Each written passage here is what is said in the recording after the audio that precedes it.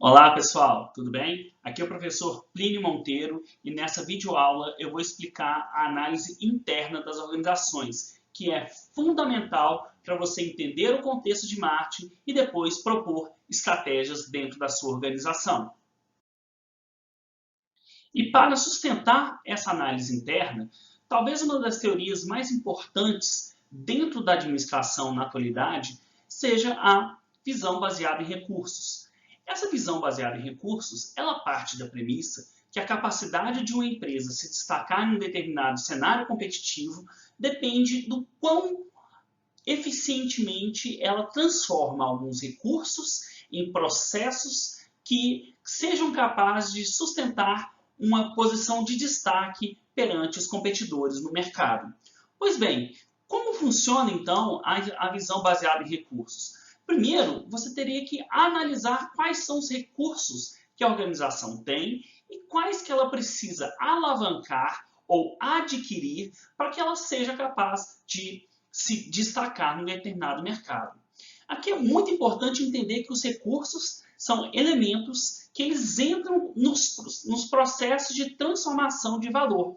E esses recursos, eles podem ser tanto recursos tangíveis, como os recursos físicos e financeiros, como também recursos intangíveis, como capital humano ou mesmo recursos mais organizacionais. E esses recursos eles vão ser necessários para que você realize uma série de capacidades, realize processos e atividades. Esses processos e atividades que a organização realiza, como, por exemplo, o desenvolvimento de novos produtos, um bom processo de logística e entrega de produtos no mercado, um bom relacionamento com o cliente, todas essas atividades que são realizadas normalmente por diferentes áreas funcionais ou grupos ou equipes dentro das organizações, eles requerem alguns recursos, sejam eles tecnológicos, sejam pessoas, seja até mesmo conhecimento gerencial. E então, a empresa, além de identificar os recursos, ela deve ser capaz de identificar quais são as atividades que existem dentro daquela organização, quem são as pessoas alocadas ou recursos alocados àquelas atividades e, finalmente, deveria também ser capaz de destacar qual é a competência essencial daquela organização.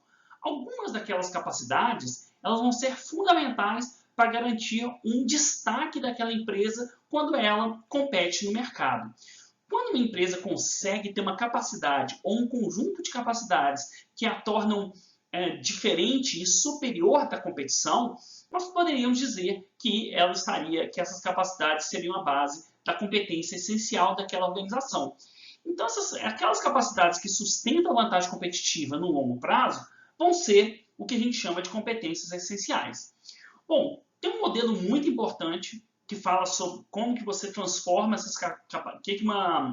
uma capacidade precisa ter para você sustentar essa sua vantagem competitiva, que é o modelo VRIO. Né? Então, esse modelo VRIO ele fala que as capacidades que são capazes de entregar algo valioso, algo raro ou único, que poucas concorrentes têm acesso àquela capacidade ou conseguem realizar aquela atividade. Além disso, que ele consegue entregar algo que poucos conseguiriam imitar, ou poucas empresas conseguiriam fazer parecido com você. E, além disso, uma empresa que está preparada e organizada para desenvolver essa capacidade ao longo do tempo, que seria o O da organização. Então, esse acrônimo VRIO, ele é importante para representar o que uma capacidade ou um conjunto de capacidades precisa ter dentro de uma empresa para que ela seja considerada uma vantagem competitiva sustentável. A primeira etapa, então, na aplicação da visão baseada em recursos, é a identificação de quais são os recursos estratégicos daquela organização. Normalmente, nós podemos ter recursos classificados em humanos, organizacionais, físicos e financeiros. E, normalmente, nós consideramos recursos humanos e organizacionais como recursos mais soft, recursos mais abstratos, mais intangíveis. Esses recursos, eles muitas vezes podem ser algo como a cultura da organização ou um estilo de liderança ou um senso de comprometimento da sua equipe. E esses elementos, então, são mais difíceis de serem observados e tangibilizados para uma avaliação mais prática dentro da empresa. Já os recursos físicos e financeiros, como a sua estrutura, o seu maquinário, quantas fábricas você tem, ou mesmo qual recurso você tem disponível para manter o seu fluxo de caixa na empresa, ou disponibilidade de crédito, normalmente esses recursos físicos e financeiros são denominados de recursos mais tangíveis, mais concretos, onde é muito mais fácil você mensurar a quantidade e a forma desses seus recursos. O que acontece? Muitas indústrias elas ainda baseiam a sua competitividade em cima de recursos físicos e financeiros. Principalmente aquelas indústrias mais tradicionais, que trabalham com commodities, ou que dependem de uma grande infraestrutura física e capital de giro para manter a sua competitividade ao longo do tempo. O setor de petróleo, mineração, até mesmo bancos estariam aí nesse critério. Mas o que acontece com a importância desses fatores, desses recursos mais tangíveis para a competitividade no tempo atual? Acontece que cada vez mais novos modelos de negócios surgem e eles se baseiam muito mais em elementos abstratos, intangíveis e não tão precisos ou mensuráveis para construir sua vantagem competitiva. Então, muitos deles dependem de um conhecimento gerencial, um modelo de negócio inovador, uma marca que seja valiosa do ponto de vista do consumidor, que é considerado um tangível organizacional. Então, o que acontece? Cada vez mais, um número crescente de indústrias tem observado que os recursos tangíveis eles não são capazes de garantir uma sustentabilidade da sua vantagem competitiva ao longo do tempo. Por isso que cada vez mais empresas buscam modelos de negócio inovadores e muitas indústrias tradicionais têm sido desafiadas por empresas que, com recursos mais intangíveis, com conhecimento humano, a forma de se trabalhar o relacionamento dentro e fora da empresa, essas empresas têm se destacado no mercado, como Google, como empresas no setor de aplicativos de carona, como Uber, empresas de tecnologia como um todo, onde o código do software e a imagem perante o mercado é muito mais importante do que a tecnologia em si. Então, observe que a tecnologia em termos concretos, Então, observem que existe um grande número de indústrias que cada vez mais utilizam recursos intangíveis, abstratos, para gerar a base da sua vantagem competitiva. E os recursos físicos e financeiros, eles ainda são muito importantes, especialmente em alguns setores, mas muitas empresas criativas têm identificado formas de, usando recursos intangíveis, que não necessitam muito dinheiro, muito capital, elas conseguem, então, desafiar indústrias muito estabelecidas. Nessa etapa, é muito importante você identificar quais são os recursos que são importantes para você dar vazão à sua estratégia empresarial. A partir do momento que você já sabe os recursos são relevantes, agora você tem que identificar quais são as capacidades que você precisa desenvolver dentro da sua organização. Para isso, um dos modelos mais conhecidos e mais utilizados é o modelo de cadeia de valor de Porter. A ideia é você tentar decompor o conjunto de atividades que geram valor para o mercado em um conjunto de atividades menores, como design, pesquisa e desenvolvimento, atividades jurídicas, atividades de compra dentro da organização e assim por diante. À medida que você utiliza esse conceito de cadeia de valor, você deveria então destacar quais são essas atividades, identificando se os recursos que você tem dentro da sua organização são capazes de sustentar adequadamente a realização dessas atividades e processos. E o conjunto de atividades e processos dentro de uma organização poderiam ser classificadas em atividades primárias, aquelas que são essenciais e se ligam diretamente à entrega de valor ao mercado, e as atividades secundárias, que são aquelas que são necessárias para a existência da organização, mas elas, em última instância, sustentam a realização das atividades primárias. Então, elas não são um fim, elas são um meio. Então, enquanto a atividade primária é o fim da organização, a atividade secundária é um meio que permite a realização a busca por esse fim.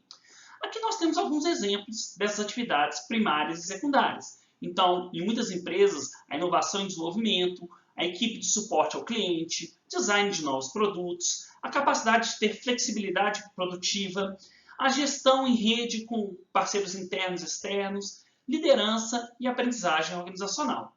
E alguns exemplos de atividades secundárias podem ser o jurídico, segurança, recursos humanos ou mesmo a logística interna. Esse é um exemplo de uma cadeia de valor genérica, onde você destaca na parte inferior do seu modelo aquelas atividades principais da organização que se ligam em sequência para entregar um resultado ao mercado que será transformado em resultado para a organização. Já as atividades secundárias ou atividades de apoio são aquelas que perpassam todas as atividades primárias, mas que elas exercem um papel indireto na entrega de valor para o mercado. Agora, o que seria o exemplo de uma cadeia de valor para um caso aplicado? Então, esse é um exemplo da UFS, que fez sua cadeia de valor e ela colocou o ensino, a pesquisa e a extensão como as atividades primárias, mas para que essas atividades sejam bem conduzidas, uma série de atividades de suporte devem existir, como a governança corporativa, o desenvolvimento de pessoas, gerência de orçamento financeiro, infraestrutura e tecnologia da informação. O que acontece? Normalmente, numa organização, numa empresa, as atividades primárias são aquelas que estão no seu segredo do negócio. Essa aqui, você não pode passar para que um terceiro realize essa atividade, ou você não deve dar vazão para que outras pessoas saibam como você desenvolve essa atividade primária. Já as atividades de suporte, muitas vezes elas podem ser até mesmo melhor realizadas por algum agente externo, por uma empresa prestadora de serviços. Então, muitas vezes, se levam em discussão a possibilidade de algumas dessas atividades que elas são de suporte, que são secundárias, que elas possam ser, por exemplo, terceirizadas. Enquanto as atividades primárias não deveriam, do ponto de vista estratégico, serem terceirizadas sob nenhuma hipótese. Bom, isso se liga com um debate recente dentro da política nacional brasileira, em que a lei permite atualmente a terceirização de atividades fim. Só que não seria, do ponto de vista estratégico, muito inteligente a terceirização de atividade fim se ela for a base de uma vantagem competitiva por parte de sua empresa. Mas, de toda forma, independente desse debate e dessa polêmica, a gente pode dizer que aquela atividade que é essencial para gerar valor para o mercado, você tem que se desenvolver nessa atividade, identificar os recursos que são necessários para você ser o melhor possível nessa atividade, enquanto as atividades de suporte, elas devem ser capazes de gerar fluidez nas atividades primárias, mas ela muitas vezes nem precisa ser realizada por alguém dentro da sua empresa ou organização. A partir do momento que você tiver a sua cadeia de valor com as atividades primárias e as secundárias bem definidas, bem como sua ligação dentro de um processo de geração de valor para o mercado, aí uma tarefa essencial é questionar a finalidade ou a composição dessas suas atividades. Pois bem, algumas perguntas que podem ajudar nesse processo. Qual que é a importância ou como que essa atividade se liga à geração de valor para o mercado? Será que algumas dessas atividades elas não estão agregando valor? Se elas não estão agregando, é porque elas estão sendo feitas de maneira inadequada? Faltam os recursos para que ela alcance aquele resultado? Ou será que ela realmente não tem razão de ser dentro da organização e às vezes poderia até ser eliminada ou realizada por uma organização externa à sua empresa? Qual que é o grau de consistência entre as atividades? Será que existem atividades que geram conflitos em termos do que é valor para o mercado? Por exemplo, uma buscando sofisticação e a outra buscando redução de custos? E esses conflitos podendo gerar, então, uma redução de valor para o mercado no fim? Além disso, qual que é o grau de sinergia? Como que você aumenta a sinergia dessas atividades? Como que você diminui a redundância? Por exemplo, você pode ter duas pessoas em áreas diferentes dentro da empresa fazendo a mesma tarefa. Será que precisa dessas duas pessoas? Ou seria melhor você fazer com que elas trabalhem junto né, para realizar a mesma tarefa, ou mesmo manter somente uma que consegue dar conta desse processo. Além disso, como que você integra as atividades para alcançar esses resultados, né? Então, como que você integra o marketing, a produção, a logística para gerar um determinado resultado ou objetivo estratégico? E, finalmente, será que existe algo que você não faz hoje, alguma atividade, mas que ela precisa ser trazida para dentro da empresa para que você consiga gerar mais valor para o mercado? Então, essas são algumas perguntas que a gente pode fazer ao analisar a cadeia de valor. Agora, nós estaríamos na análise da competência essencial da organização.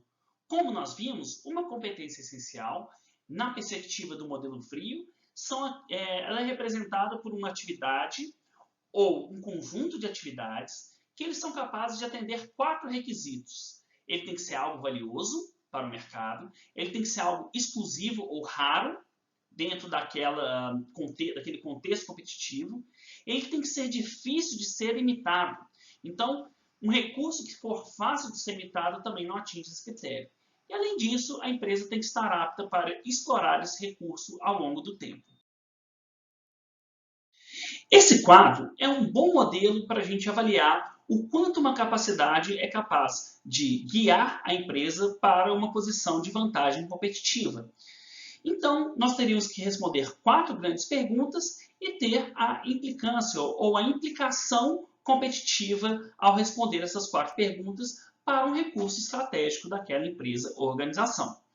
Se um recurso ele não é valioso para o mercado, obviamente que não importa o que aconteça, ele não vai poder trazer você para uma vantagem competitiva. Nesse caso, mesmo que as outras respostas fossem sim, a empresa estaria num contexto de desvantagem competitiva. Na prática, se ele não é valioso, é pouco provável que qualquer outra das respostas seja sim.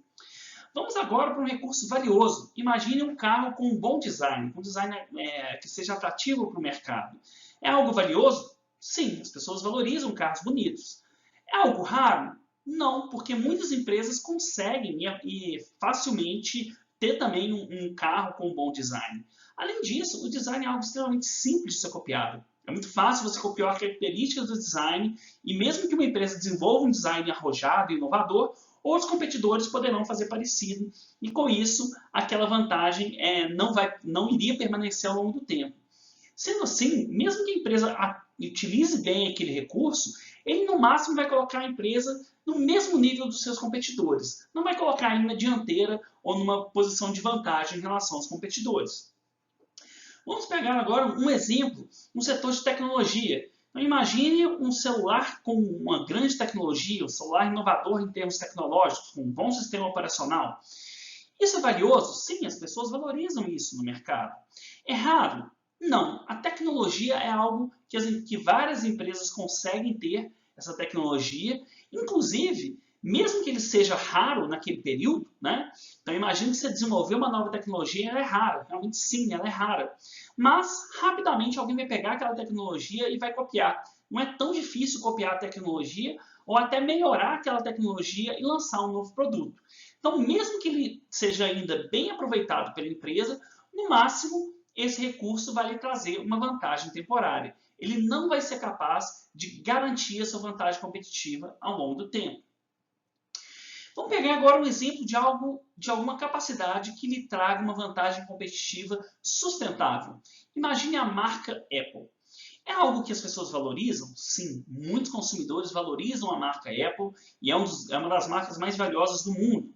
Além disso, é algo raro? Sim, uma marca nesse setor, ter uma marca valiosa nesse patamar é algo bem raro. Mesmo aqueles competidores que, em termos de participação de mercado, de vendas, podem até ter passado a Apple, eles não têm a marca tão valiosa quanto a dela, como, por exemplo, a Samsung. Então, o significado da marca Apple, no ponto de vista do consumidor, é muito superior ao significado da marca Samsung. Então, é algo raro também naquele mercado. E vamos pegar outro exemplo. Será que é fácil para uma Samsung copiar esse significado da marca Apple para trazer para a sua proposta de valor? Não é algo tão simples. Enquanto a tecnologia você pode copiar e aperfeiçoar de maneira relativamente fácil, enquanto normalmente aquelas capacidades baseadas em recursos tangíveis são facilmente copiáveis, essa vantagem, no caso, baseada num significado único para o consumidor, é algo que tem que ser construído no longo prazo. Então, o branding para gerar esse valor diferencial do mercado é algo que é muito difícil de ser construído. É um investimento de longo prazo da empresa. Então, se a empresa for capaz de gerenciar esse processo adequadamente, essa capacidade de ter uma boa gestão de marca vai permitir que a empresa tenha uma vantagem sustentável. No caso, por exemplo, a gente poderia pensar no caso da tecnologia, que dificilmente a gente teria algo sustentável ao longo do tempo, porque os competidores podem aperfeiçoar aquela tecnologia rapidamente, então destruindo a fonte de vantagem competitiva de uma determinada empresa. Pessoal, chegamos então ao fim dessa videoaula, onde eu apresentei a análise interna e como, através do modelo da visão baseada em recursos, nós identificamos como transformar recursos em capacidades e competências essenciais que possam garantir a sustentabilidade da vantagem competitiva da organização. Por essa aula é isso, até a próxima. Tchau!